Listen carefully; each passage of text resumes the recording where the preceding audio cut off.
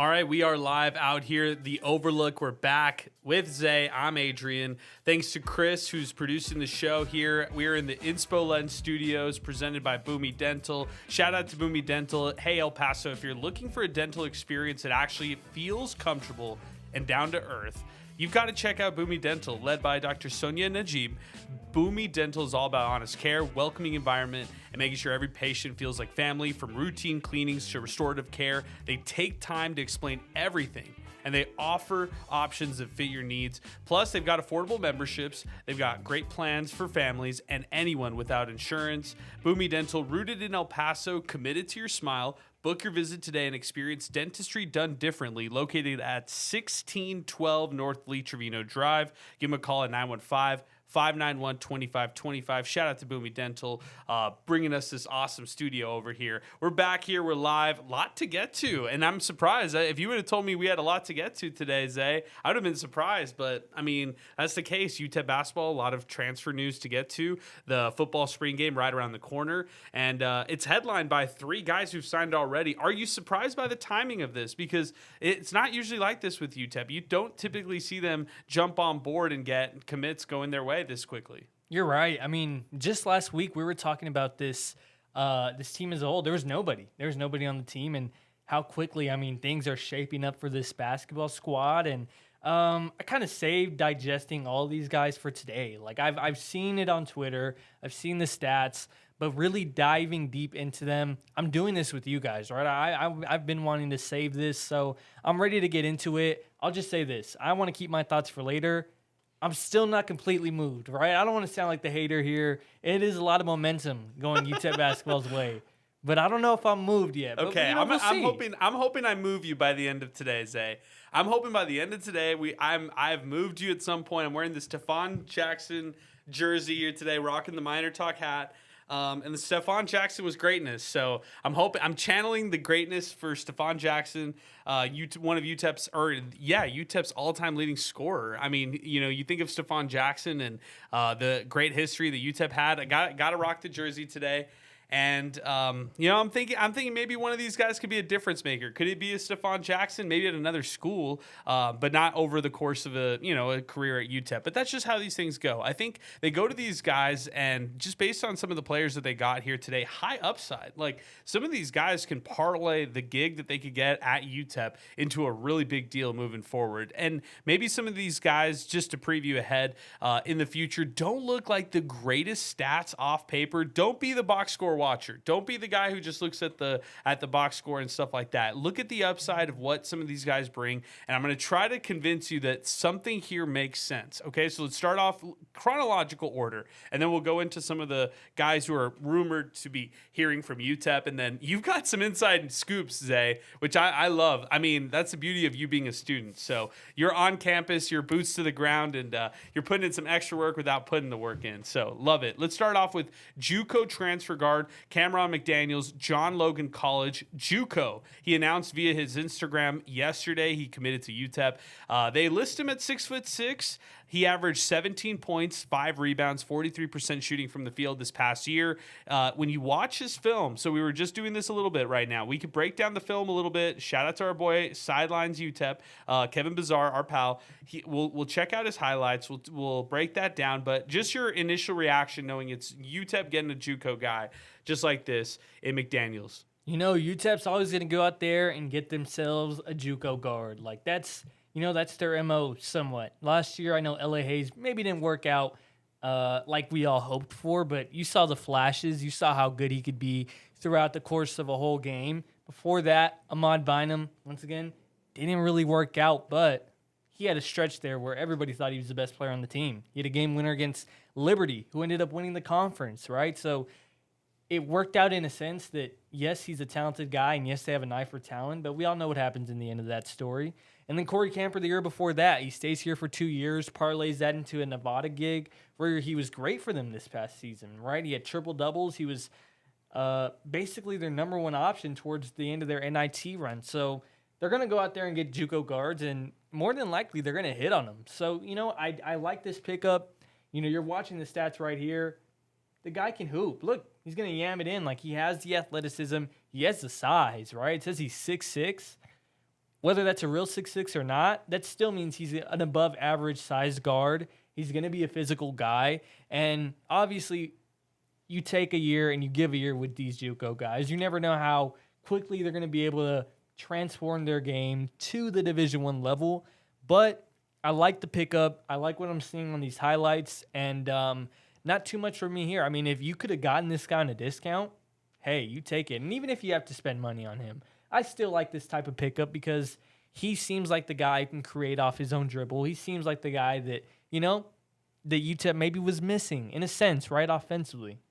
High major upside is what I've been told for somebody like Cameron, and I think the stats right here, I'm pretty impressed by McDaniels. Like and the film that I'm watching here, he's a guy who really creates off the dribble. He's a guy who is not necessarily the player who's going to be on ball necessarily. He's going to be off ball, and I think that's what UTEP needs. Kind of to your point, I mean they had a lot of ball handlers last year. Think about how Joe Golding has staggered his guard play in the past. There's like staggered point guards, and I know a lot of people out there just want UTEP to go out there, get a true point guard, get a guy who's like truly going to facilitate, truly going to score. And, they kind of had that in David Terrell Jr., but even when they had it, he played a staggered role too. There would be times where Corey Camper would bring up the ball and Tay Hardy would bring up the ball when he was on the team. Zid Powell was, a go-to guy in that first year. So we didn't get to see the full effect of a David Terrell Jr. run a point. And look at what he did in his junior year when he kind of blossomed with North Texas. So this guy is not that type of player. I would say, he's the best version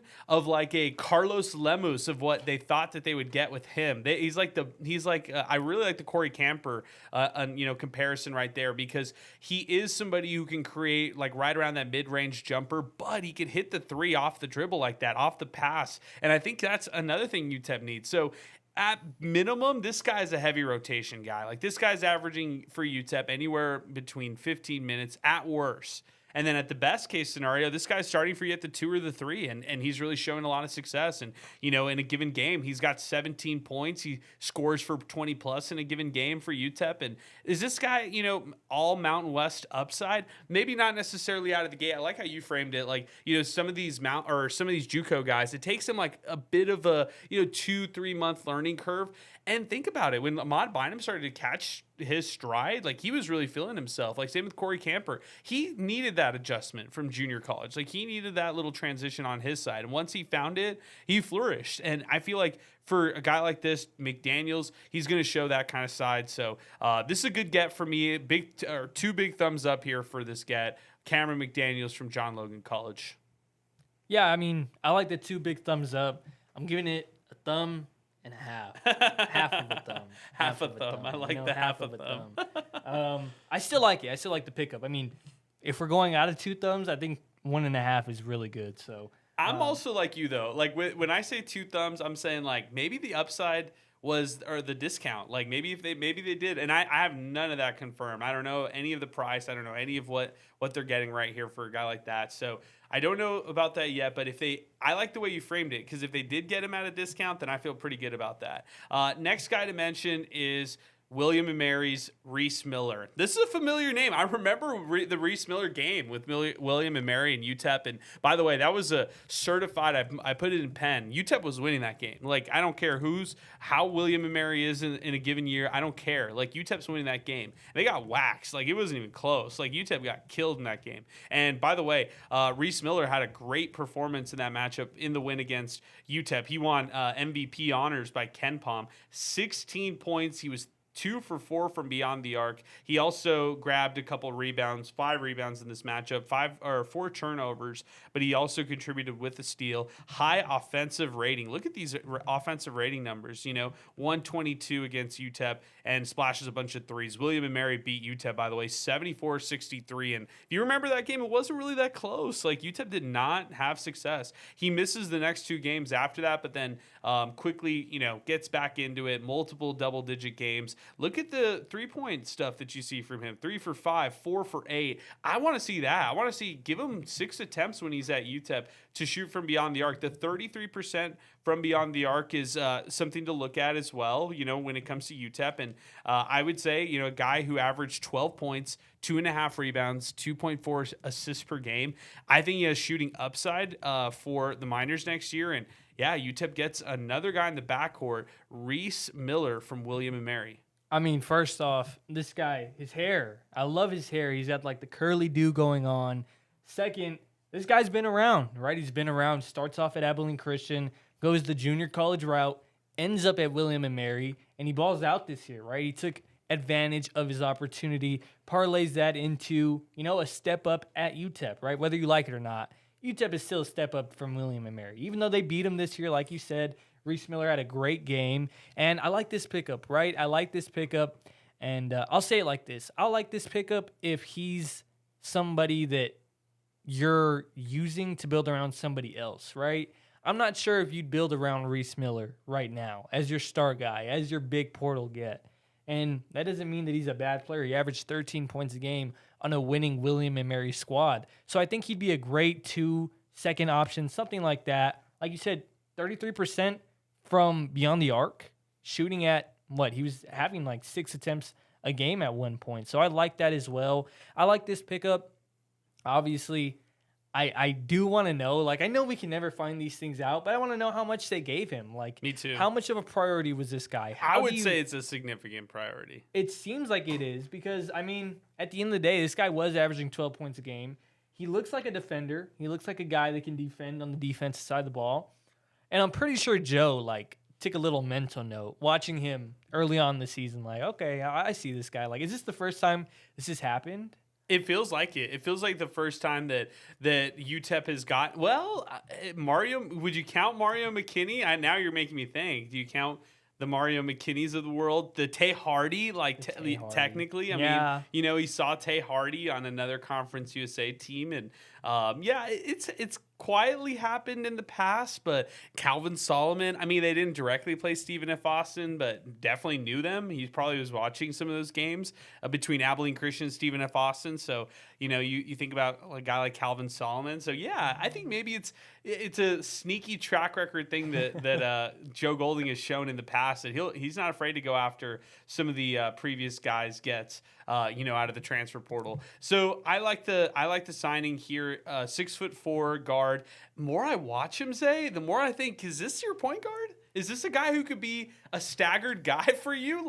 I'm not kidding. Is this an answer for a staggered point guard spot? I like that. I like, the staggered point guard spot. If you're going to rotate between him, the JUCO guy that we talked about earlier, and maybe somebody else you bring in later on, instead of just going out there and getting a true point guard, you take that, right? You take that. They've done it before. They'll do it again. I think they're comfortable doing it. So, whether it's been successful or not, if that's the route they're going, I wouldn't mind that. I wouldn't mind that at all because, he seems like a guy who can handle the ball. So does the JUCO guy, and I think that those are two players that I'd be okay if you let them give them the rock. Maybe one of them ends up really coming into their own at that position. So I like the way you mentioned that, the staggered point guard, something like that. I can see it.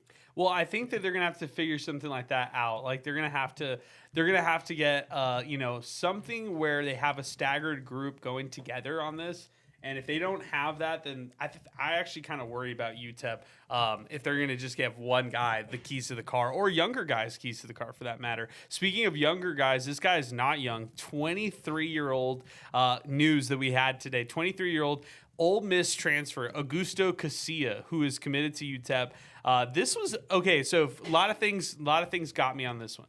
The first one being Jonathan Givony, who posts this first. So if you don't know, Jonathan Givony is the draft guru when it comes to NBA, when it comes to all things basketball. He is on guys early. When it comes to the NBA schools out there, the international programs, Jonathan Givony is as plugged in as it gets. And this is a guy who played at the pro level in Brazil. 6'8", 23-year-old Brazilian power forward. Averaged 2.2 points in 10 minutes per game last season. By the way, I was looking at the rotation. Don't let that skew you. Don't let that, make you think, okay, well, it's only 2 points a game. What can you truly get out of that? Ole Miss had a really short rotation. They did not have a lot of guys go in and out in games for them. And we were looking at the numbers. They had 5 different guys to choose from at the power forward position. So a transfer who has pro basketball experience. Here's another one for you, Zay. NBA Global Academy in Australia and in Mexico. So there you go. He represented Brazil in the 2019 South American U17 title game. He averaged 6.8 points and 5 rebounds a game in 4 games. Played for Corinthians, a professional team in Brazil. So your thoughts on Augusto? Well, last episode I talked about let's go outside the box. Let's do something different. This is different. This is outside the box. First off, UTEP doesn't get a lot of Power 5 guys. Power 4 guys. No, Power 5. This is basketball. Yeah. Fair. Second off, they don't get a lot of bigs. Whether you guys like it or not, they don't get a lot of bigs, right? I mean, this is not a normal occurrence. Third, I'm seeing pro basketball. I'm seeing Australia on this tweet. I'm seeing Mexico on this tweet. I'm seeing Brazil on this tweet. I'm seeing so much that I'm not used to when it comes to UTEP basketball recruiting, right? This is out of the box thinking. This is different. And at first when I saw it, I'm gonna be the box score watcher just off plain reaction. I was like, 2 points a game? Are we serious? 10 games played? Okay, I was a little disappointed, right? But then, I've even coming into this room, I was still getting ready to be like, but I've kind of talked myself into it. I've thought myself into it. Maybe this can work, right? Maybe this can work. I'm seeing the pro experience. I'm seeing that, he's played all around the country, all around the world, and I like it. I like it so far because, like I said last time, the recruiting process they've gone through, especially with the bigs, maybe it hasn't worked in the past. I like this route that they're going now. So, like I said, I wish we could see how much they paid him, but we can't. So for now, I'll take it with a grain of salt. I like it. Okay, if I don't know, I have no clue on any of this, but if I had to guess, or if I had to just say that Augusto and Reese cost you a pretty penny, okay? If that's the case, then then that's one thing, okay? Then you build around that, right? But if you got one of those guys for cheap, I love the upside, right? If you're able to spend big bucks on one more guy, and now you can have a true difference maker along with Augusto and Reese. Okay, now we're maybe talking. Maybe that's your big 3 right there. Casilla, Reese, and then the unnamed player. It's not going to come in my opinion, it's not going to be able to come from a big, even though people out there want it. It has to come from a guard. We talked about this last week. Like, it has to be a difference-making guard who's going to be a shot maker, hit shots in late-game situations, and put you over the top. Look at some of the guys like Hall, who New Mexico brought back today out of the transfer portal. Like, you win this conference in the Mountain West with good guard play. And I think that's the one thing. If you could add one more bit of firepower and maybe talk yourself into this group, give me a guy who can hold the rock, who could facilitate, who could score, but be your bona fide point guard, be your bona fide leader, maybe even like a Caleb Blackwell. Run it back with a guy like that. Yeah, I mean, when you look at bigs, I think in this conference, you just need a big who gets the job done. And I think that sounds a little weird when you put it in perspective, but what I'm saying is you just need a guy who's maybe putting up 8 points a game, 9 boards a game, maybe a Kevin Kalu. And I know people, I know a lot of people like to talk on Kalu, this and the third. Maybe wasn't great. Maybe, that's not exactly what you need, but he was consistent, right? He was always going to have around 6 points, 7 rebounds, around that range. And I think if you can get more production, just a little bit more from that, and have a guy who can stay out of foul trouble, be a good defender down low, get boards when needed to, score off the roll, stuff like that. I mean, that's perfect. That's perfect. You don't need a guy who's averaging 15 a game and 10 rebounds. Sure, you'll take that if you can get it.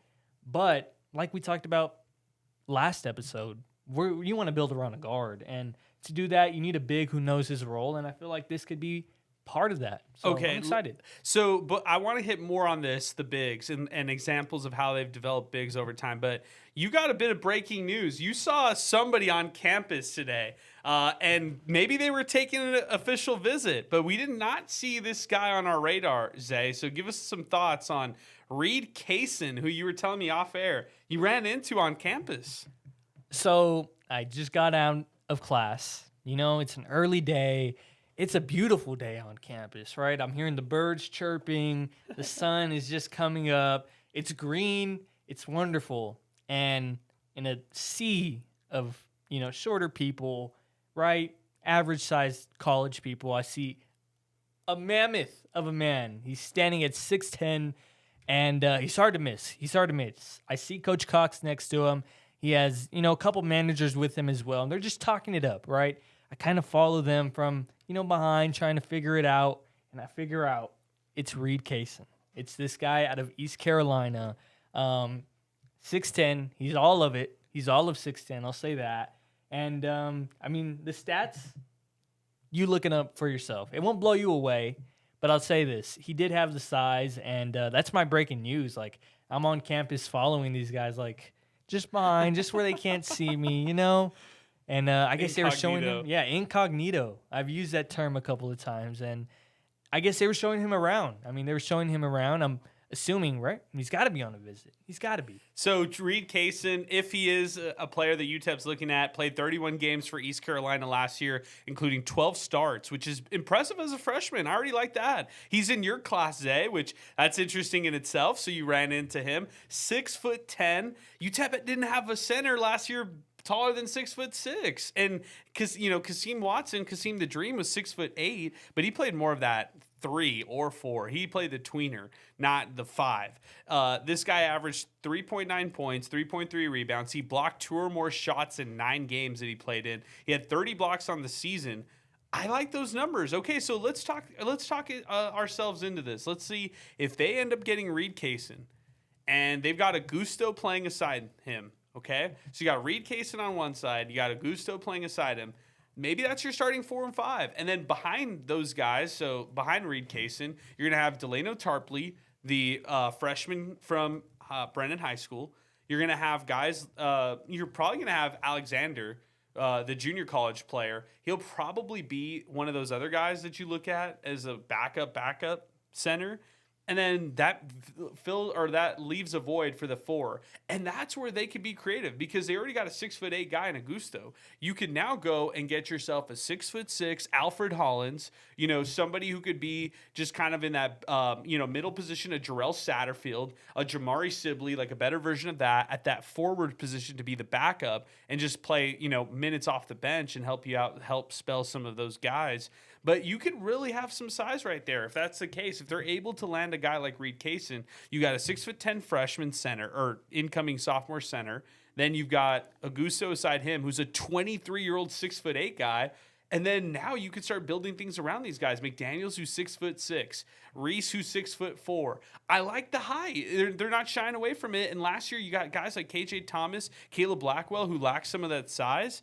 Even with guys like Tyrese Watson, who was 6'4" or whatever, he had the size, but he was skinnier. He was a skinnier type of player. I would already say McDaniels is the build of a Corey Camper Jr. And even though Reese Miller isn't a guy who's going to be like huge, he's at least bigger than other shot creators that they've had here in years past. So for what we're talking about here, I'm not saying it's your starting 5 because I think there's maybe a piece or two missing.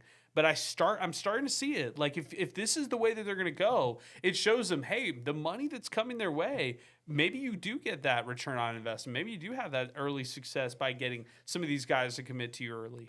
Well, you said it perfectly. They have size. Like, I don't think I noticed it until you started talking about it. But let's just say, right, unnamed point guard. We don't know if they're going after a guy like that. But let's say they bring in a point guard who he can be 6'2", 6'3". Reese Miller, he's like 6'3". The JUCO guy, what was his name? Alexander. McDaniels. Oh yeah, McDaniels. Yeah, 6'6". We put him on the wing. You got 6'8" Ole Miss, right? What's his name? I need to get these Augusto. names. Yeah. Augusto. I love that. And then you got possibly Eastern Kentucky guy. Eastern Carolina guy who's 6'10". That's a big line. That's the biggest lineup he's had. I need to do check on that, but I'm comfortable to say that. Maybe, that 2023 team, they were pretty big as well. But this team is bigger than last year, certainly. And then off the bench, Isaiah Ward, one of the Brennan guys, he's 6'6". Yes. Donovan Chris, he's like 6'3". Yes. We talked about the Backup bigs point already. guard. Yeah, we talked about those bigs already. So automatically, I love how they're building this through size. I think that's something that they've missed. And then you said it perfectly. Like, it gives them so much flexibility when it comes to these bigs because they can go out and recruit a guy who's around that 6'6" to 6'8" range, like a Calvin Solomon. You talked about him earlier, Alfred Hollins. Someone like that who can do jack of all trades, maybe a master of none, but he can guard 1 through 5, come off the bench, know his role. Someone like that, if you add that piece to this team, then we're talking, right? Now we're having some real conversations where I can get on board with that. And, I'm off board, but I want to get on board. So let's make it happen, Joe. Let's make it happen. Listen to me. Calvin Solomon came. All right, let's talk about some of the bigs that they've developed over the years. Okay, let's start off with Calvin Solomon. He's somebody who came in from Stephen F. Austin, made a big jump his junior and senior year at UTEP. He finished his career at UTEP with the Miners and worked with Jeremy Cox to kind of transform himself. Zarek Onyema, you can make the argument. His best season was with UTEP in 2023. They weren't very good that year, though. So we'll leave that in that conversation. Just say that even though those players probably played their best, they didn't live up to it. The one big that I could say, Zay, that they didn't get the most out of probably was Derek Hamilton. And maybe that was a bit on him because of the conditioning side of it. But that was a guy who had that offensive game already. They never got the defense going, never got the conditioning going. He hit the portal and never made a team. So he didn't even finish his college, playing days out anywhere. So I feel for Derek Hamilton because there was some fit there. It just didn't all happen. The timing was everything, and timing was not on his side. The development, let's say it, for Kalu, for Elijah Jones, it was there. Like, they got the most out of those guys. You could say that maybe the last year of Solomon, he took a bit of a step back, but it was more because they had more talented guys around him. It kind of misused Solomon on his fullest potential that year. But regardless, you go into the year after that, Elijah Jones makes another jump. Kalu makes another jump. You have bigs like that who continue to develop in your system. And that brings us to last year is you have Jamal West Jr., who played literally the center. Like, he was 6'6" and played center for UTEP. So they were able to get the most out of him and the most out of Elijah Jones, who played his best year last year with the Miners and shot and, lights out from beyond the arc. And that was an impressive thing to see. I mean, for Elijah Jones to accomplish that feat, what he did this past year, hitting 40% of three-pointers, dude, this guy's going to go for $1 million. He's 6'8". You're telling me Elijah Jones doesn't go for $1 million somewhere? Like, 40% three-point shooter? You're kidding me. That's something you'd kill for right there. Keep holding out, Elijah, because the money's going to get higher. It's going to get bigger. There's going to be bigger programs coming after him. Like, let's say we're a week from now and we haven't heard Elijah Jones news. I'm taking that as a good sign for him. I'm taking that as he's going to get paid, because the later you go on, the more desperate teams are. And I'm not saying that a team's going to be desperate and just have to reach down to get Elijah. Like, no, we've seen Elijah play. We've seen that development. And it brings me to my next point of most of the bigs that they've had that have stayed year to year. And I'm not talking about the one-year rentals, maybe the JUCO guys, because they've had a lot of those, right? I'm talking about the Kalus and stuff of that nature. You're right. They've developed them at a high rate. I think Coach Cox, that's his specialty. That's his niche, right? It's building these big men up. And he had a great group this year, right? Kasim, Elijah, and Jamal. And so I trust him with the bigs. And whether they bring in the East Carolina guy or not, whoever they end up bringing in that's going to play a role, I do trust Cox to have them in shape, have them ready, right? And I think even with Derek Hamilton, he still had a lot of good games, right? He had a lot of impactful moments throughout some of those seasons that really did change the course of a lot of games for UTEP, right? So I'm a big fan of whoever they bring in on the big man side. I know that in the past, I felt like they were a big man away, but I see where the world is now, the NIL world, the NCAA as a whole. You're probably not going to get an elite big man, and you probably don't need one. So I've kind of convinced myself that, and I kind of convinced myself that Coach Cox, he can develop these guys at a high clip. So I agree. Wing Colin Smith from UC Santa Barbara reportedly heard from UTEP. Jared Colonel heard from UTEP. He's the Southern Miss big. I'm sorry, Stephen F. Austin big. I also look at guys like Lamar's. This was one that kind of struck me. Rob Lee Jr., who heard from UTEP. But the problem with these guys, who, by the way, this guy's numbers are awesome. 16 points, 3.2 rebounds, 2 assists, shooting 40% from 3 last year at Lamar. I think that's just wishful thinking that he could come to a school like UTEP. But you look at North Dakota State, who's in the mix, Texas State, who's in the mix. I mean, the Miners can compete with those two. Washington, TCU, West Virginia, that's where it starts to get dicey right there. But any other names that kind of stand out to you, or any of these that I just reeled off stand out to you for? Those are so, I mean, I think they're kind of ridiculous. Because when we hear these, like, oh, they've heard from these schools, what they're really trying to do is hear from other schools. Like, they're kind of trying to shop themselves around, and it's usually the agent or the people who are involved with this trying to do this. So I kind of, I always caution it and say, like, well, maybe UTEP hit them up, but there's nothing, like, definitive about this kind of stuff. Yeah, I mean, it's not a scholarship offer. It, like I'd said last time, they can literally just be reaching out for this guy's measurables. Like, it's simple things such as that. So, yeah, I take those things with a grain of salt now. I think it's taken me a couple of years, but I'm kind of, you can tell, right? You can tell when UTEP's going to have a shot at this guy and when, maybe it's just wishful thinking. So, yeah, I do like this guy. Like you said, he's got some power 6 guys, and he's probably going to have some more now. But just on paper, he would be a great fit, right? 16 points a game, 40% from beyond the arc. Like, he didn't seem like a true point guard, but like we talked about earlier, that staggered point guard role, he could fit in nicely. So, all right. Any other wishes you have for the Miners here in the transfer portal season as they kind of try to finish out their roster? I mean, they probably need anywhere between 7 to 8 more guys, and I expect some of this to drag into the summer. But any other wishes that you have for UTEP's offseason?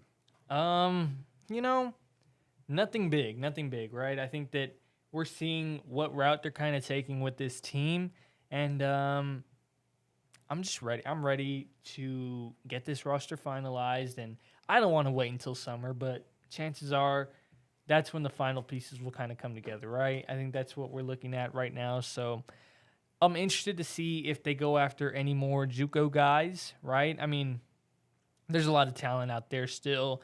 I know there's a big push online. I could see, like, Brandon Himes maybe coming in as that last. I would love that. I would love that. I'm in as well, right?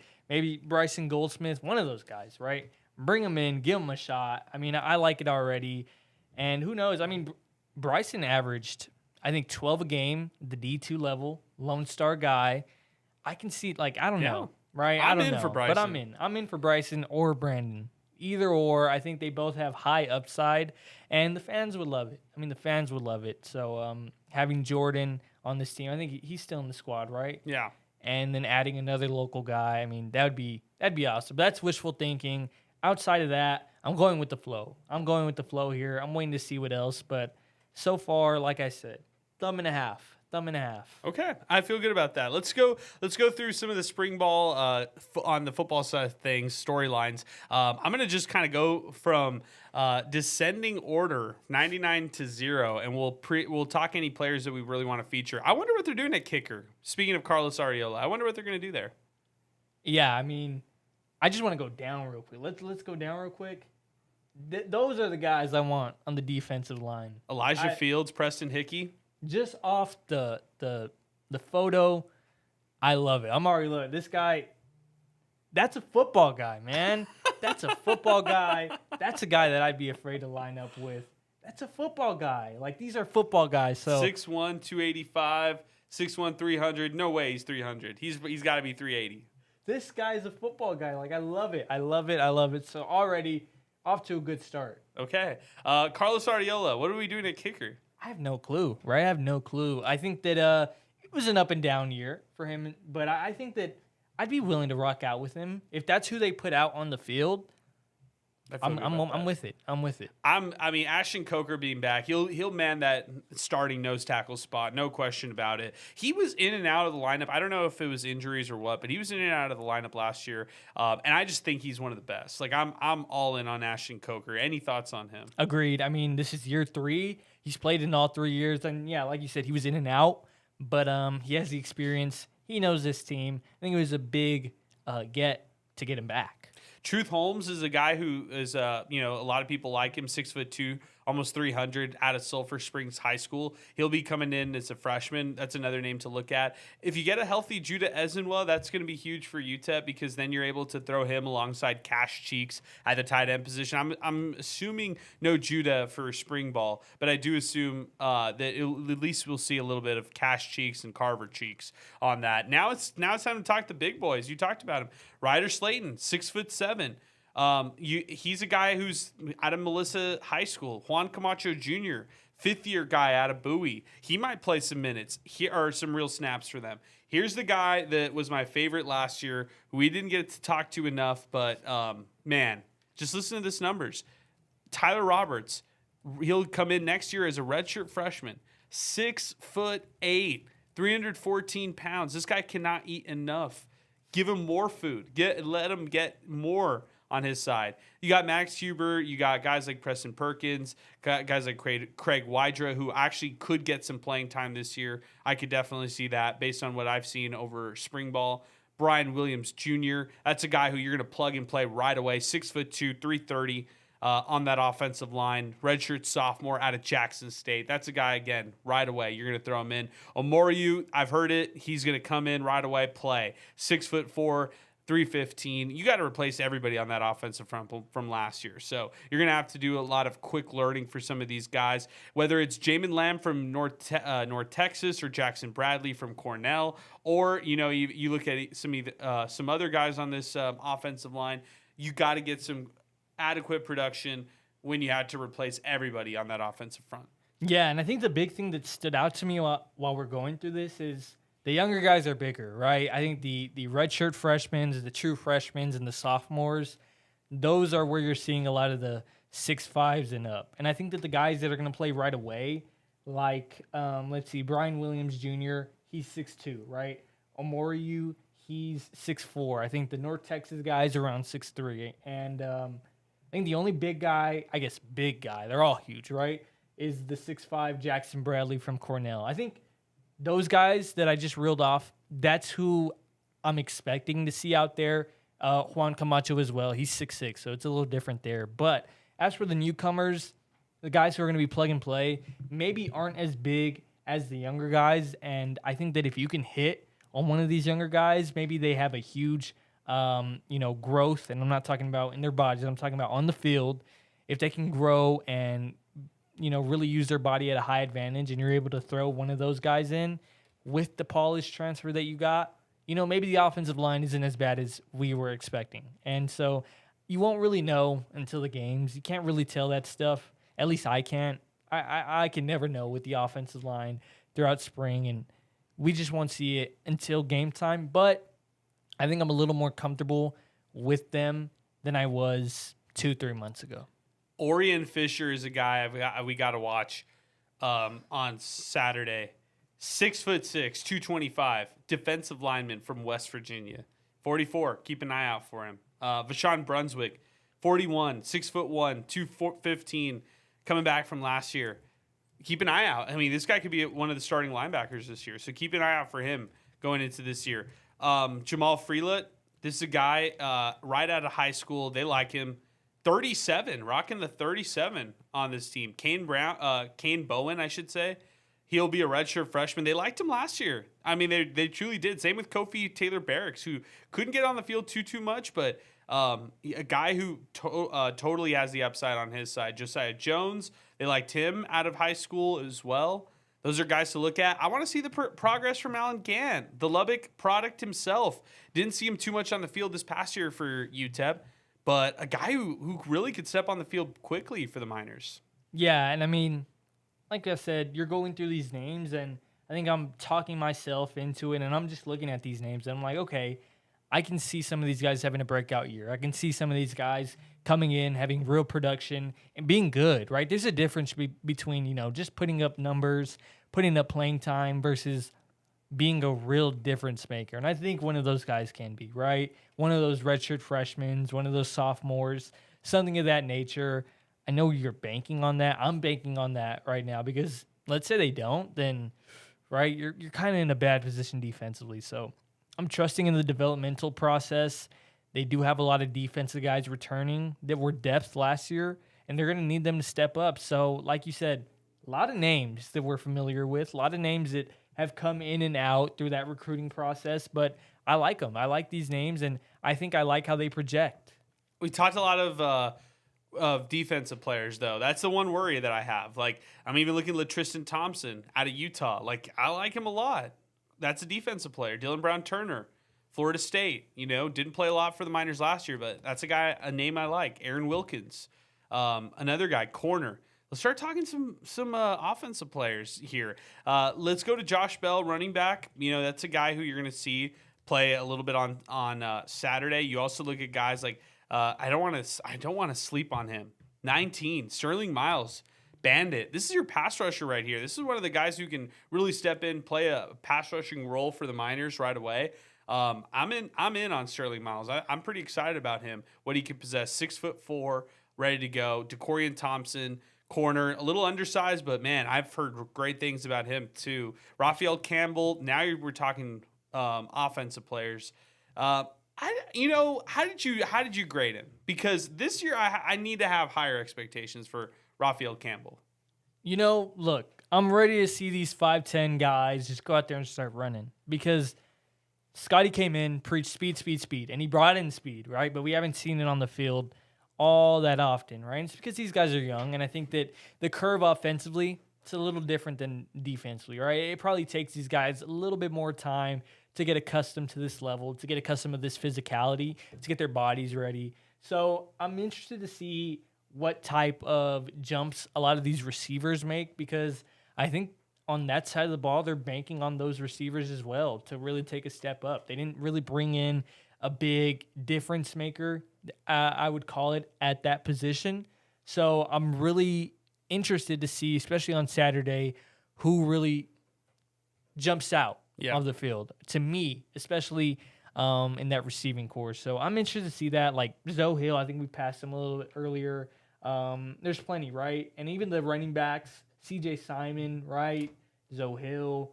You talk Raphael Campbell. There's so many of these maybe undersized guys that have a lot of speed. Rylan Bradford. I'm ready to see them play. I'm ready to see them on the field. And I can't wait till Saturday, man. Like, I'm really talking myself into that. I can't wait. Mason Ferguson, North Texas product. Out of North Crowley, winner. That's what you could say. Another wide receiver that we could talk about. Nick Henry out of Seguin. There you go. Don't sleep on, now going back to defense, safeties, guys. Donovan Howard and Chase Biddle. Now, Donovan Howard comes from Virginia State, and I think that's another guy who you got to keep an eye on. Isaiah Bogarty. That linebacker room is crowded, man. It truly is. It's truly crowded. Royal Capel out of Oklahoma State is another wide receiver to mention who fits the exact criteria that you mentioned, the 5'10" guys. Derek Burns, a healthy Derek Burns this year as a redshirt junior on the defensive line. If he could be that other side of the pass rushing position, I like it for UTEP. I think he could possess some good prowess on his side. He played at New Mexico State. He's from Dallas. He's related to Adrian Taylor. So I'm curious to see a healthy Derek Burns this year. Derek Burns physically, if you guys have ever seen this guy in person, like, this guy's insane. This guy is insane. He's all of 6 foot, 254.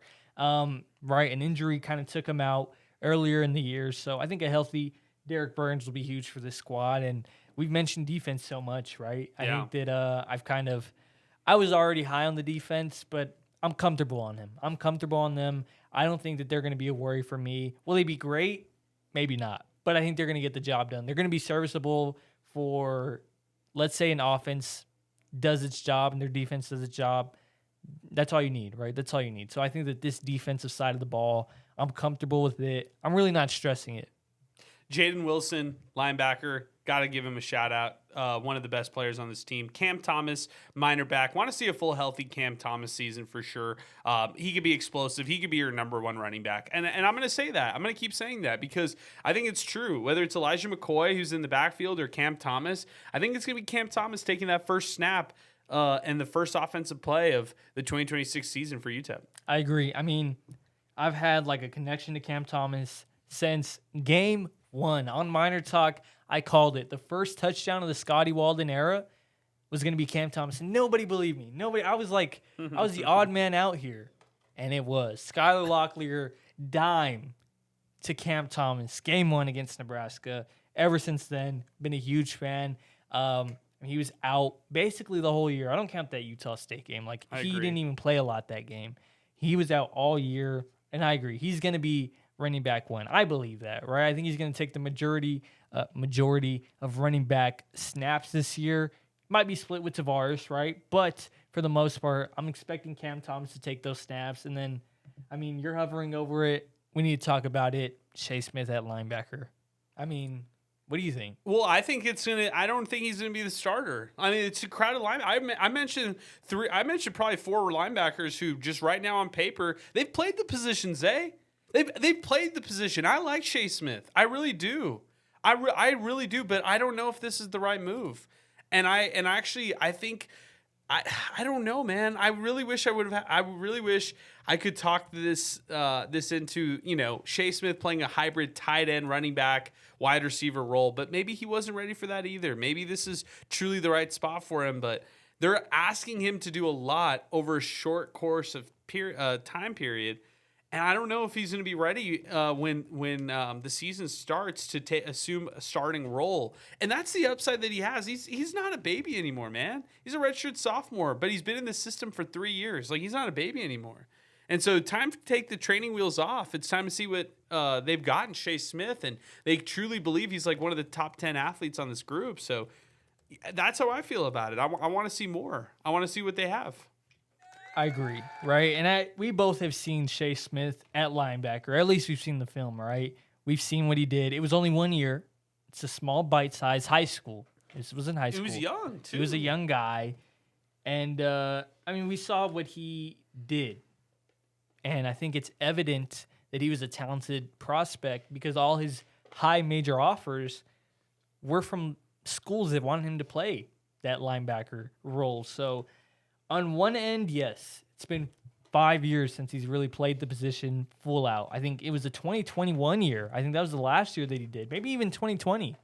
We're in 2026 now. So the last time he's really played that side of the ball, fully digested it, was in high school when he was a young guy. He's going to go into his third year of college, and now he's making that switch. So it's going to be hard, right? It's not going to be easy, but he has the body for it, right? He has the speed for it. I truly do believe that he's one of the top 5 athletes on this team.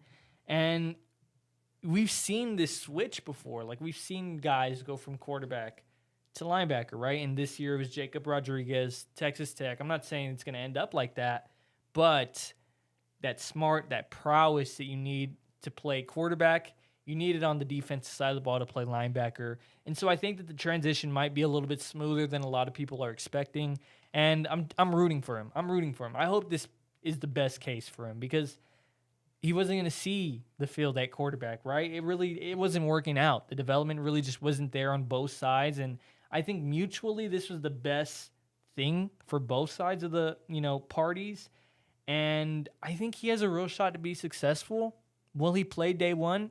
Probably not. Will he play a lot this season? Maybe not, right? There's a chance where we probably don't see a lot of Shea Smith on the field. But I think that if he continues to develop, he can easily be one of these starting linebackers if he stays and a core of this defense down the stretch. Okay, these 3 guys, Echo Taylor, Jalen Brown, Cody Lowe.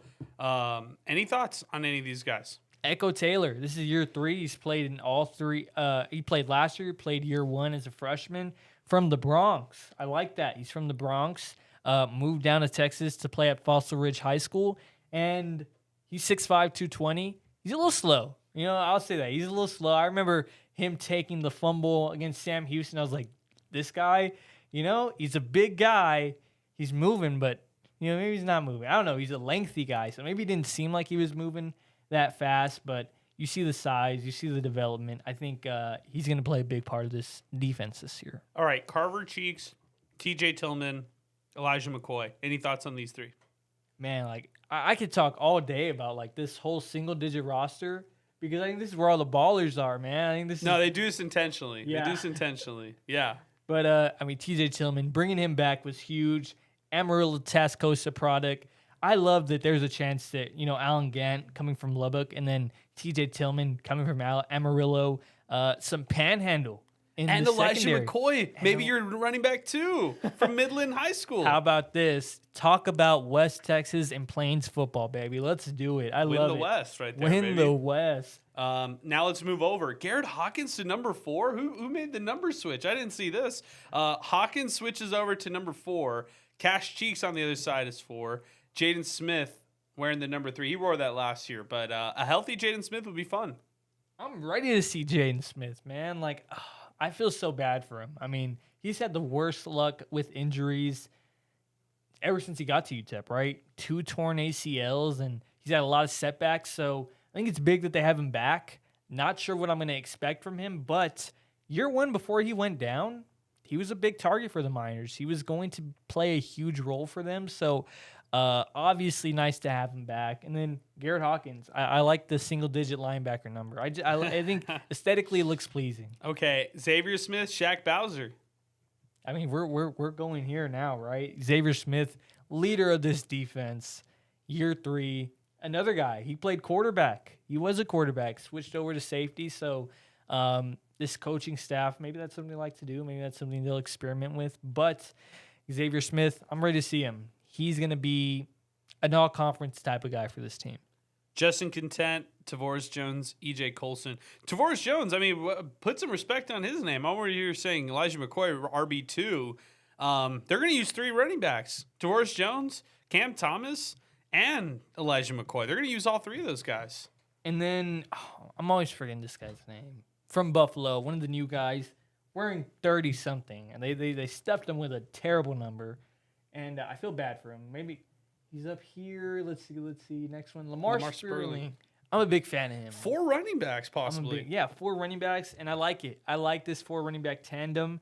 And Tavares Jones, I mean, win the West. That's what it is right there, right? He comes from an SEC program, developed there, maybe didn't get the playing time he wanted, comes home. It's the perfect homecoming story. It's all but written. You're on the final page. The final page is this season, and I hope he balls out this season because UTEP's going to need it at the end of the day. So I like it. And then Justin Content, another guy, you needed to bring him back.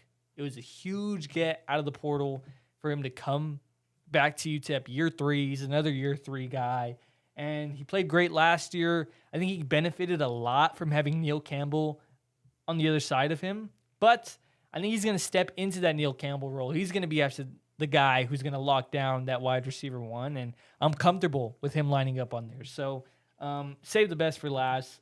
EJ, not much to say that has been said. I'm ready. Yeah, I want to say new things. Like, I think that's the summer project. Say a new thing about EJ Colson. I can't wait to watch it. I hope they let him throw some passes. That's all I have to say. I can't wait to watch him on Saturday. Loved everything we've heard from him ever since he got here. And even when they were recruiting him, I was like, wait a second. They're going after this guy? I'm all in. So I feel good about this. We'll have a spring game breakdown. We'll probably have a lot of other UTEP basketball news to hit on next week as well. And then we'll, of course, talk other storylines here on the program as well. And it was good to do this today. It was very much needed, Zay. I mean, with all the basketball news that happened over the past week or so, and even just the football side of things, just the everything's heating up, and the fact that football has their spring game. After this, they go quiet, and we don't really hear much from them until fall camp. So this is actually a sneaky big weekend for UTEP athletics, and don't forget volleyball. Don't forget what's going on with them. Yeah, I mean, we're in full swing for these spring sports. Softball, they've had a rough go. Let's see if they can turn it around. Track, volleyball is going to start their spring season. They're going to have that nice invitational with tons of international squads, collegiate squads. It's going to be a fun Saturday to go along with the spring game. So it's nice because this is, like you said, this is all we're really going to get from a lot of these sports until fall comes. So big Saturday, big weekend as a whole coming up, and I can't wait. I'm looking forward to it too. Hey, that'll do it for us here on the Overlook. We're back. This was episode 2. Special thanks to Chris, our producer here on the show, and our awesome studio here for the Overlook Sports Show on Inspo Lens. Special thanks to Zay. We'll be back in action next week. We'll have hopefully a special guest. We were supposed to have one this week. We pivoted. We're going to have him next week, and hopefully we can make that happen. But for Zay, I'm Adrian. We're signing off here tonight. We'll be back in action next week. Thanks for watching here. Second episode of the Overlook.